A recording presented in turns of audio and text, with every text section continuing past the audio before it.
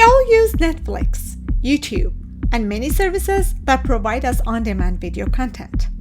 We will briefly discuss video streaming and content distribution networks that help bring these multimedia content to us.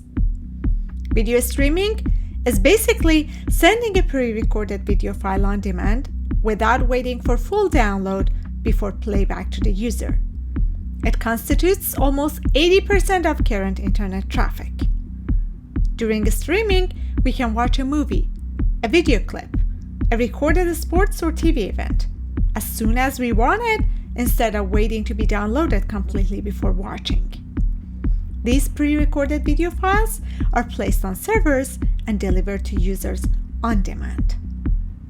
There are many challenges associated with video streaming, among which scaling the service to meet the demands of billions of users and how to address the service to work effectively for different user needs are the most important.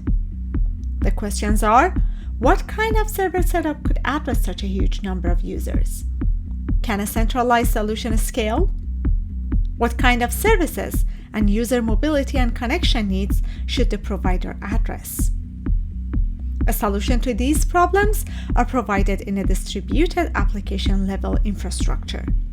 However, to understand the solution, we first need to understand the video traffic itself to understand the requirements of the application, and then approach this application level infrastructure. Video is a sequence of images that are displayed to the user at a certain rate. For example, 24 images per second or 30 images per second. A digital image is an array of pixels where each pixel is represented by bits defining its color and luminance. These images that are displayed to the user per second to compose a video could be coded in bits in different ways. Higher data rates usually mean better video quality and viewer experience.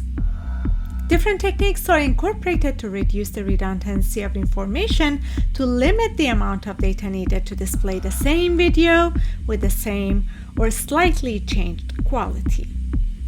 Spatial coding reduces redundancy within one image.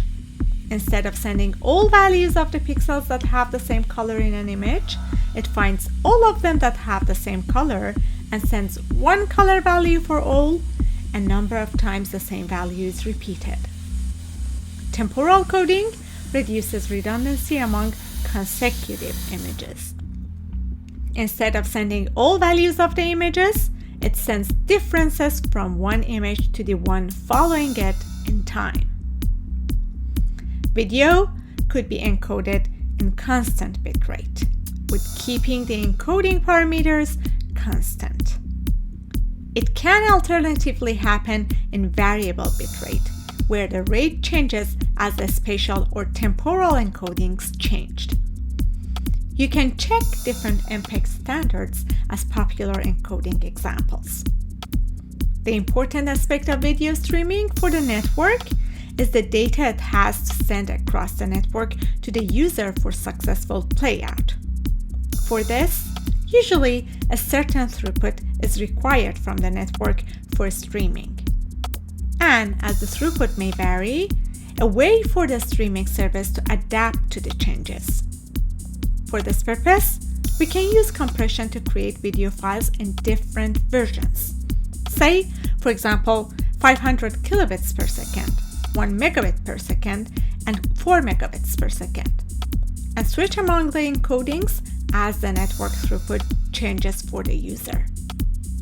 We will discuss how we can do this. Many of the video files we watch are streamed through HTTP. This means the video file is transferred as an HTTP object, which is then buffered and played at the client side. However, HTTP itself does not have any offering to adapt the rate or adjust quality of streaming. DASH, which stands for Dynamic Adaptive Streaming over HTTP, is a standard for HTTP-based streaming. In DASH, servers divide video files into multiple chunks. Each chunk, which is a video with a length of a few seconds, is encoded at different rates, and each differently encoded chunk is stored in a different file with a different URL.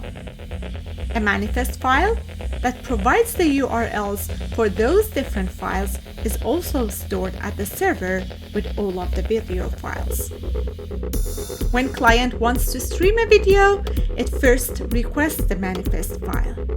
Throughout the connection, the client monitors the bandwidth of its connection to the server, and based on its device, as well as bandwidth information and the state of the buffer, dynamically chooses the maximum coding rate that works for the client device given the current bandwidth. Intelligence of Dash is at the client. The client decides what is the good file segment to request based on device and bandwidth. The client decides when to request a chunk so that playback buffer won't overflow or underflow, and the client decides where, based on the manifest file, to request the object file from.